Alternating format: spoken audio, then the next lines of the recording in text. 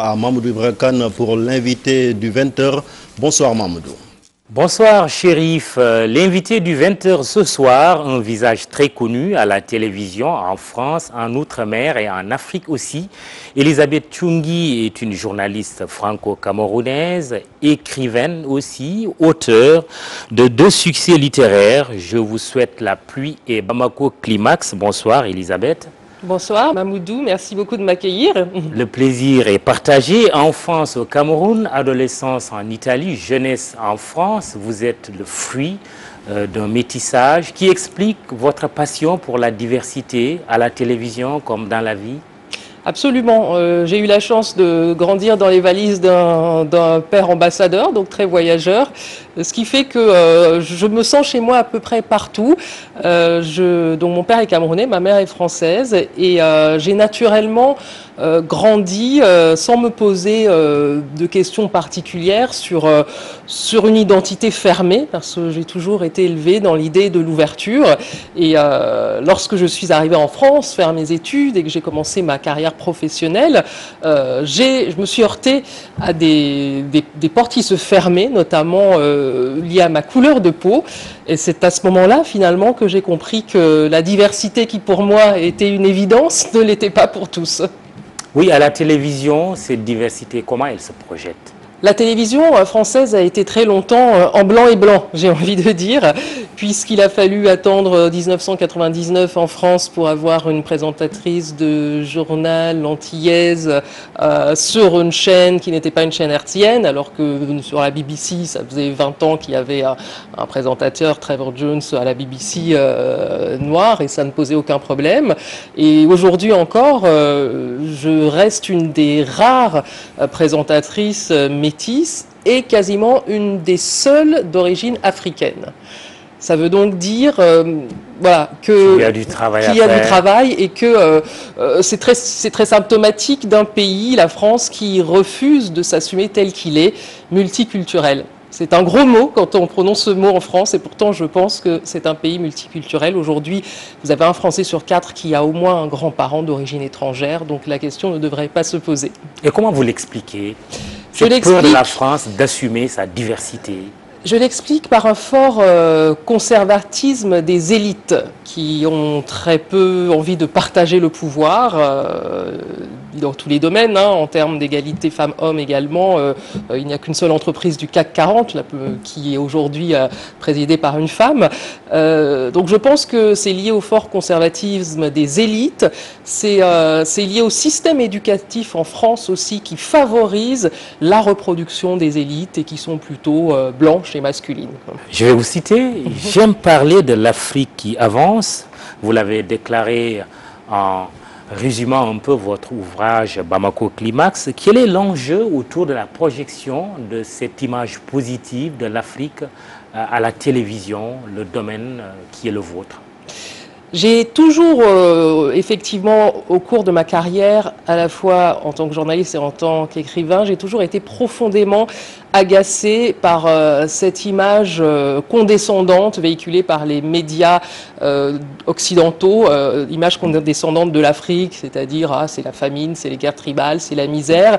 Et j'ai envie de dire que certains ont du coup raté le train, que certains continuent à croire que l'Afrique n'avance pas, et c'est bien dommage pour eux, parce que quand ils vont se réveiller, les marchés auront été pris par nous, les Africains, j'espère, d'abord.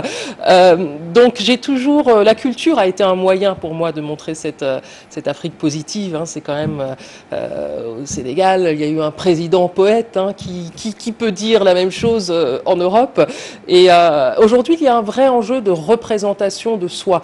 Quand je vois aujourd'hui les téléspectateurs, les jeunes téléspectateurs qui regardent les chaînes internationales où l'Afrique est inexistante ou alors traitée de manière condescendante et négative, ça renvoie une image négative de soi-même. Or, il faut être fier de ce que l'on est, il faut être fier d'être africain. Nous regorgeons de talents et nos chaînes nous devons montrer ces talents-là. Et il y a aussi un enjeu en termes d'archives. Ousmane Sow nous a quittés il n'y a pas très longtemps. Des grands hommes, des grandes femmes nous quittent. Et si aujourd'hui on veut se souvenir de leurs paroles et voir des images d'eux à l'antenne, il faut aller acheter ces images très chères à l'Institut national audiovisuel français. C'est un problème. Oui. Donc nous devons, l'image est un patrimoine, donc nous devons créer notre propre patrimoine culturel, audiovisuel. Un projet sur lequel vous travaillez? Je travaille actuellement sur un projet de ce type. Alors, l'enjeu est dans les deux sens, hein. Autant il faut projeter cette image positive sur les écrans de télévision en Occident, autant aussi il faut avoir des télévisions, des productions de qualité ici en Afrique. Est-ce que vous avez le sentiment que l'Afrique est prête à relever ce défi? Il faut impérativement que l'Afrique relève ce défi de développement d'un secteur de production audiovisuelle qualitatif, parce que sinon, une fois de plus, ce sont les boîtes de production occidentales qui vont s'engouffrer dans ce marché qui commence à le faire. Vous le sentez, donc, à nouveau, la menace? Je sens la menace, oui. Et donc à nouveau, il va y avoir une forme d'accaparement de nos savoirs, de nos richesses et de nos cultures. Donc c'est très important de soutenir l'émergence d'un secteur audiovisuel fort en Afrique,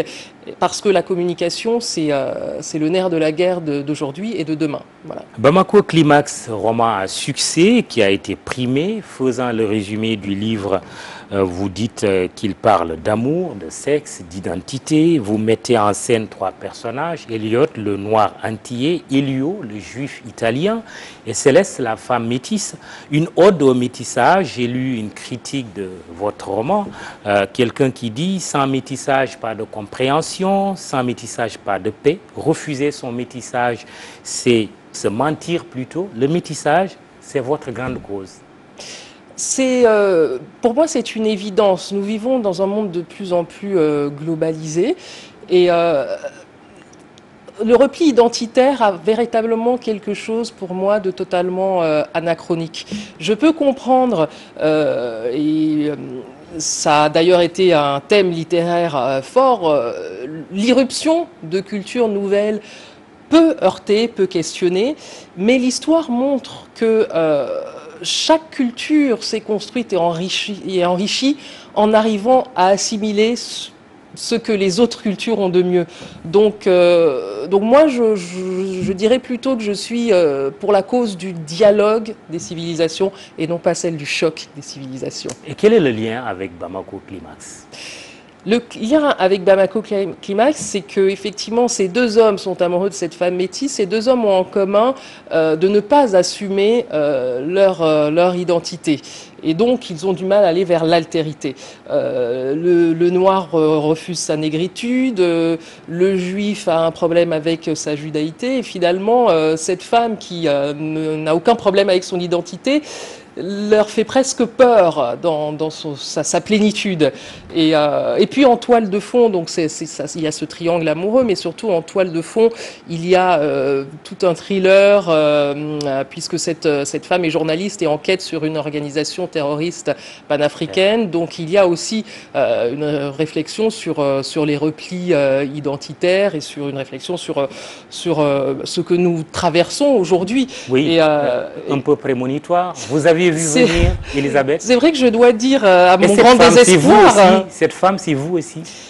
Elle a un peu de moi, mais elle est beaucoup plus intrépide, on va dire. Mais effectivement, hélas, c'est un roman prémonitoire parce que j'ai commencé à écrire ce roman quand j'ai beaucoup voyagé en Afrique de l'Ouest au lendemain des attentats du 11 septembre à New York. Et j'ai vraiment senti monter une haine de l'autre, alimentée aussi par du ressentiment post-colonial, quelque chose que j'intuitais, que je ne pouvais pas traduire dans mon métier de journaliste, puisque le journaliste se base sur les faits. Et donc, j'ai imaginé cette intrigue autour d'une organisation terroriste panafricaine qui sème la terreur, des attentats, des prises d'otages, etc., dans différents pays d'Afrique. Oui, au Mali, le livre est sorti au Nigeria, au Niger, le Burkina Faso, la Côte d'Ivoire. L'Afrique est frappée par le terrorisme aussi. Et effectivement, le livre est sorti en 2010. Ouais. Et 3 jours après, il y a eu la prise d'otage chez Areva au Niger, et puis ensuite tous les attentats que nous connaissons depuis, malheureusement. Donc oui, je crois que c'était un roman, hélas, prémonitoire. Et Ghislaine Dupont, Claude Verlon, nos confrères des RFI, qui ont été tués justement au Mali. Absolument, j'ai une pensée pour eux il y et a pour leur quelques famille. années. Alors, Je vous souhaite la pluie, c'est le deuxième roman. Le personnage Ngazan, c'est bien ça? Est né, le premier roman, est né pauvre et fier dans un bidonville africain. Par amour pour un jeune Français, elle accepte de le suivre à Paris, mais mal lui en a pris. Effectivement, bon, c'est une jolie histoire encore de diversité, de métissage. Et je me méfie toujours des clichés. Et dans cette histoire, ce que j'avais envie de montrer, c'était que l'ostracisme a lieu des deux côtés, en Afrique et en Europe. C'est-à-dire que la famille de Ngazan refuse son mariage avec un étranger blanc. Elle arrive en France malgré tout, elle brave l'ire paternelle, et en France, elle va se retrouver rejetée par sa belle famille. Donc, c'était une manière, voilà, moi je me méfie beaucoup on a trop tendance à simplifier, rien n'est manichéen, et voilà, il y a aussi des phénomènes de racisme et de rejet des étrangers en Afrique, et donc ça m'intéressait de montrer ce parallélisme finalement, encore une fois guidé par la peur de l'autre et la peur de l'inconnu au fond. Il faut être deux pour vivre ensemble. Oui, c'est plus simple. Et puis Elisabeth, on va terminer par ça. Vous êtes à Dakar pour les besoins de ce livre. Un livre d'Hamidou Sall, L'Occident ambigu, après Rhapsodie fluviale, Circonstances du cœur. Il présente ce livre demain à Dakar, sur un hôtel, sur la corniche ici à Dakar, demain après-midi à 16 h. Plus précisément, un mot sur Hamidou Sall. Écoutez, je le remercie parce que un grand écrivain, grand homme de culture, qui m'a fait l'honneur de me demander de co-animer avec vous cet événement. Son livre m'a beaucoup, son livre m'a beaucoup touché. Il y aura d'autres surprises, hein, cela dit. Je ne vais pas vendre toute la mèche. Si vous le dites, oui. On peut vous croire. Donc, son invitation m'a beaucoup touché parce que l'Occident ambigu se situe dans le sillage du chef-d'œuvre de son oncle, cher Hamidou Kane, et qui est un livre qui fait partie de ces livres initiatiques que j'ai lus étudiante et qui m'ont porté. Cette question de métissage, elle y est déjà profondément ancrée dans l'aventure ambiguë. Et ce qui est vraiment, c'est la force de la littérature. 50 ans plus tard, son neveu, un grand écrivain, s'empare. C'est une forme d'héritage littéraire et le sublime, parce que moi je dois dire qu'il a du courage, Hamidou Sall, parce qu'il s'est confronté à un monstre et il a réussi à se mettre à la hauteur. Franchement, je vous recommande le livre. Et surtout, ce qui me touche beaucoup, c'est que Hamidou Sall explore aussi cette question qui me tient profondément à cœur, c'est-à-dire qu'au fond, aujourd'hui, nous avons des identités libres et multiples. Ce qui me touche également dans le livre d'Hamidou Sall, c'est la filiation avec son oncle, bien sûr, mais avec des écrivains qui m'ont porté, avec Aimé Césaire, avec Léopold Sédar Senghor, avec Jacqueline de Romilly, grande helléniste. Et il montre magnifiquement comment les savoirs ancestraux du Sénégal, du Fouta, se marient merveilleusement bien avec les savoirs de la culture grecque. Et c'est ça, c'est le dialogue des cultures. Et moi, je vous dis, ce livre devrait être enseigné dans les écoles, ici au Sénégal, et pas seulement. Très bien. Et puis surtout, dernier mot, oui. Quand je dis l'Afrique qui avance, c'est aussi un livre qui montre comment les penseurs africains et l'Afrique peut venir au secours d'un Occident un peu malade ces derniers temps. Hamidou Sall, un écrivain qui vous parle. Vous-même, Elisabeth Tchoungui, êtes un écrivain. Vous avez produit 2 ouvrages de qualité, 2 romans, Bamako Climax et Je vous souhaite la pluie. Et puis, vous êtes journaliste franco-camerounaise. C'est tout pour ce soir. Merci de nous avoir regardés. Excellent week-end. Bonne suite avec nos programmes. À lundi, Inch'Allah.